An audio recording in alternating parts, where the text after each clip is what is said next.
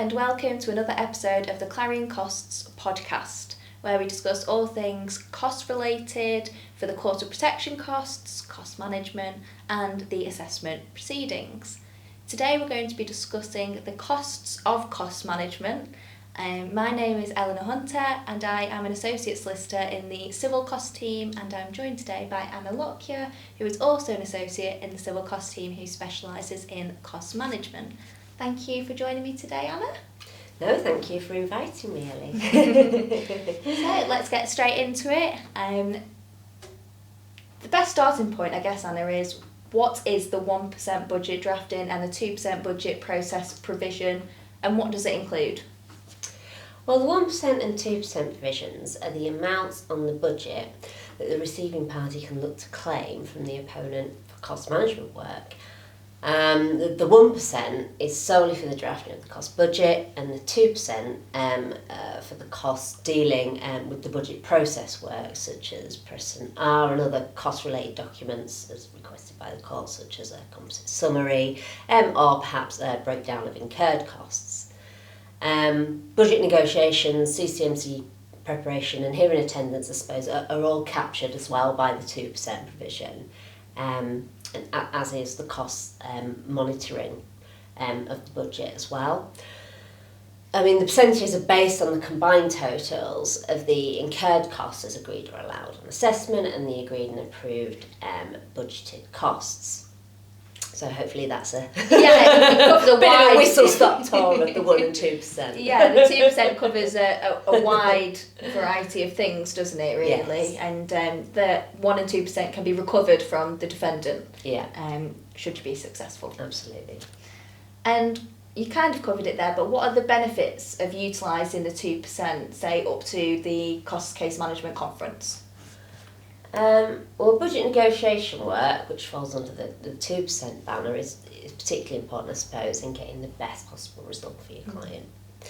I mean, by result, I mean maximising your budget as far as possible if you're the receiving party, and restricting your opponent's recovery of costs if you're to be on the paying party. Either way, engaging in meaningful budget negotiations is in the best interest of your client. As a receiving party, the higher the approved budget, the higher the 2%. And this is often, a fairly substantial sum, so shouldn't really be overlooked. No, absolutely. So you touched on it there, Anna. What are the benefits of monitoring your budget and the risks of not monitoring? Well, identifying potential or actual overspend of an approved budget by phase, importantly by phase, and doing something about it is really important, actually. Applying for budget revision if the circumstances warrant it, or perhaps agreeing a shortfall bill with your client allows for transparency and better recovery of costs overall, and just allows you to better manage your client's expectations. Monitoring your budget might also help you to focus on strategy, as well as enable you to provide updates to your client on your expenditure by phase, and incorporate this into billing breakdowns as well. I say that highlighting time spent by phase just essentially better justifies your costs to the client. Yeah. One thing I would say though on a practical note is, for monitoring purposes, it's far more efficient if time is phased as it's recorded. I know not all time recording systems allow for this, but costs can be better analysed on a phase-by-phase basis rather than globally, as one phase in particular might have substantially exceeded, whereas budgeted costs overall may not, and it's just not clear. Yeah, absolutely. Also, I should say here really that obtaining your client's informed consent on the original budgets, and then explain to them the difference between the drawn figures and the amounts approved, can really help to give overspend some context, especially if the amounts approved are substantially less. And the concept of inter-parties costs as well, that is costs that fall outside of the budget that the client might be liable for, again depending on the retainer, that'll just be far clearer. Yeah. And in some instances, referring to inter-parties costs or the approved budget maybe as a contribution to their cost liability can be really helpful, and again helps to give it some context. I suppose essentially taking this approach can avoid a whole heap of controversy surrounding solicitor and client billing.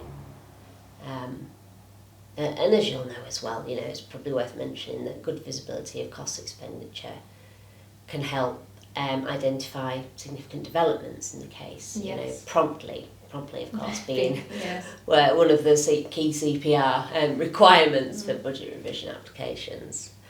I suppose that said though, it's often necessary to allow for that development to unravel to ensure it is in fact significant. Yeah. So it's a bit of a balancing act again, as you'll know, ensuring both the significant and prompt requirements are met for a revision application. Yeah, absolutely. So you've touched on it there, that the cost management process and budget monitoring isn't only helpful for your inter-party cost recovery, but it can be used as a tool to keep your client informed throughout, advise them of any overspend or any shortfall that they might have to meet at the end of the case. And it's been in the news a lot about the solicitor-client disputes, and they are becoming on the increase, aren't they? Exactly. So anything that you can do throughout the matter to keep your client informed and for them to be aware of what is going on with their costs. And like you say, that contribution from an inter-party perspective might be very helpful for them to understand why they're paying what and what they're recovering. Yeah, exactly. You bang on there. So how can Clarion help if the budget has been or is expected to be exceeded? Well, we can help identify significant developments in the case, advise and make a budget revision application, on your behalf where that's appropriate, and we can provide advice on shortfall costs and prepare a solicitor-owned client bill if required. We can also advise on potential recovery at conclusion of the case, on grounds of good reason as well. Because you've always got that second option later on, haven't you? Which I think we'll touch on in a minute. Yeah. But before we go on to that, you mentioned about the significant development requirement for a budget revision. Mm-hmm. In your experience, what has been successful when it's been pleaded as a significant development for a revision? Well, a liability admission changes things quite substantially, and I think that pretty much guaranteed revision, and it may well be downwards in that scenario as well, so bear that in mind. Evidence from an expert that wasn't originally anticipated, reliance on additional lay witnesses, and significantly more, or perhaps less, disclosure than estimated at the budget approval stage. I suppose articulating the extent of disclosure in terms of number of leave arch files or the electronic equivalent of those may prove crucial when justifying whether a development is significant or not as well. So that's something to, maybe more on a practical point when you're preparing the assumptions, to bear in mind. Yeah, absolutely. So speaking of those assumptions, I guess a good way that you can spot a significant development is to always bear in mind the assumptions that are stated on the cost budget, because obviously the judge approves the cost budget based on the assumptions that accompany it. So I guess if you always have those assumptions in the back of your mind, and if anything that happens is outside the scope of those assumptions, then it's worth discussing with a cost lawyer and assessing whether a revision should be made. Yeah, definitely, absolutely.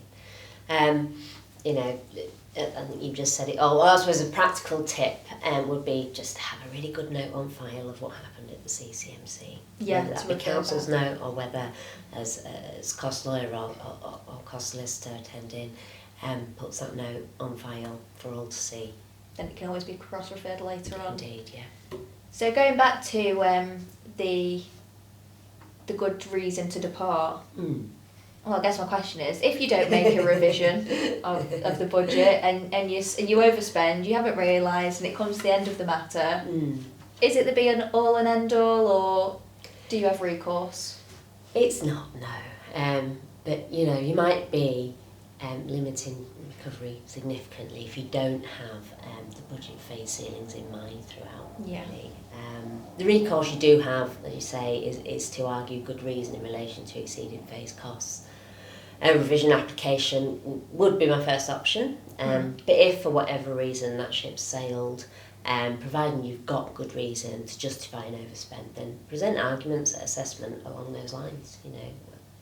So an example, I suppose, of when this might arise is when the court requests multiple budgets and there are a number of CCMCs. Yeah. I think that's quite a good reason in my view.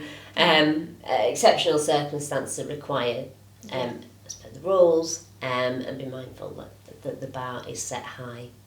And don't be surprised if your opponent argues that you missed the opportunity during the course of litigation as well on those grounds. 2 bites of the cherry. Indeed, yeah. So I would always try and I would always make a revision application where possible. Yes. If providing that the development is significant. Yeah. And like you say, prompt. Yeah, and do so promptly. Brilliant. Thank you very much for joining me today, Anna, and thank you for tuning in to our podcast. Please see below to see what the next episode will be on. Thank you.